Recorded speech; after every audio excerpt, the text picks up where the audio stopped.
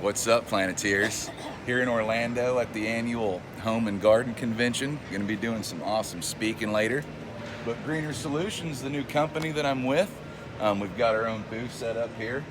I'm selling a little bit of products here that we can use to help use as a solution to our water quality issues, as well as how we farm, how we landscape, how we apply our products on golf courses, for example. We got some pretty awesome stuff.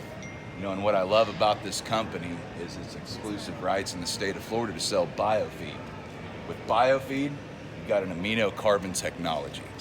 Now what that means is it can biologically split a water molecule in half without using chemical. What does that do? That adds oxygen to the water and the soil.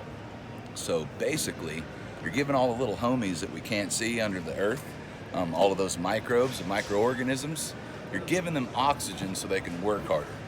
How well do you guys work when you can't breathe? I don't work very well when I'm hot and I can't breathe. So by adding oxygen, we can actually use more with our fertilizers. You know, as I was telling these guys, about 85% of the phosphorus that we put down on our planet, on our ground here, 85% of that phosphorus isn't even available to the plant. So we're putting 100% of a product on, it's only getting 15% used by the plant. That's not sustainable.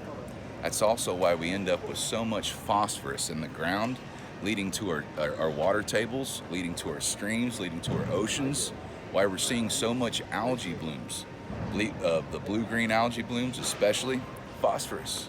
Red tide, increasing by being fed that phosphorus, by being fed those discharges from Lake Okeechobee. So it's all about ending pollution at its source. And that's not about diluting the pollution. You know, I always say some people's solution for pollution is dilution. That's not the case. We need to be able to understand and work with plants, understand and work with our agriculture. A lot of people don't realize that we're actually in a phosphate crisis, a phosphorus crisis, meaning we could run out, just like we could run out of oil, for example. Running out of oil isn't that scary because we can use solar energy, we can use wind energy, we can use hydroelectric, for example.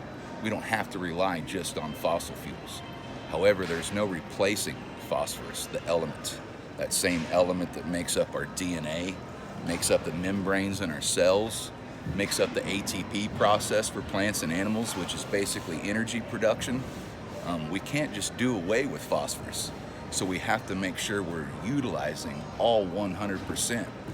If we need it to farm, why are we wasting 85% of our money? It's all about utilizing our soil, utilizing our water, living with the earth instead of against it.